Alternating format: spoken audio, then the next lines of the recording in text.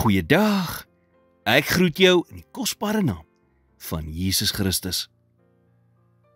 Is dit nie wonderlik om te weet, dat wanneer jy jou sondes bely, God dit heeltemal verwyder nie? Jy is dan vergewe, rein en heilig.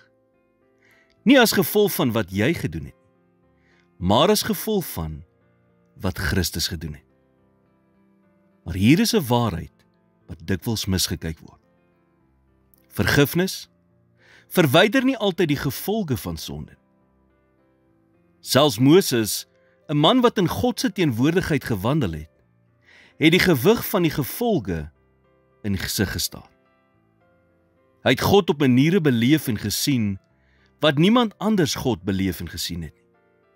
Tog, in 'n oomblik van ongehoorsaamheid, toe hy die rots geslaan het, in plaas daarvan om daarmee te praat, het God hom gedissiplineer.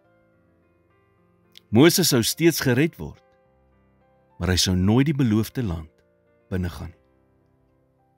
Dit is die balans wat ons moet verstaan. God se vergifnis herstel jou verhouding met God, maar die gevolge van die verkeerde dade kan verlang nog voortduur. Dit kan verhoudings, loopbane en selfs jou gesondheid beïnvloed. Sonde is nooit onskadelik nie. Toe die vyand Dawid versoek het, toe hy Batseba die eerste keer gesien bad het die vyand nie vir hom gewys dat dit sou veroorsaak dat hy onskuldige man sou vermoor om dit toe te smeer, of dat sy sou swanger word en dat die kind sou sterf nie.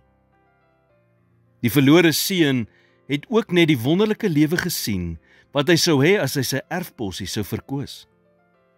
Maar die vyand het hom nooit die varkhok gewys waar hy sou opeindig nie. Die punt is dit: dit is makliker om in sonde te verval as om weer daaruit te kom. Dit is makliker om verslaaf te word as om vry te kom van verslawing. Sonde is soos 'n spinnekopweb. Hoe meer jy probeer loskom, hoe meer verstrengel raak jy. En voor jy dit weet, is jy so vasgevang dat dit baie moeilik is om weer los te kom. Leer uit die gevolge van jou foute en maak keuses in jou lewe wat die heiligheid van God weerspieël. Neem sonde ernstig op, want is nooit net iets kleins nie. Soos Numeri 32 vers 23 in die King James Version sê, "Be sure your sin will find you out."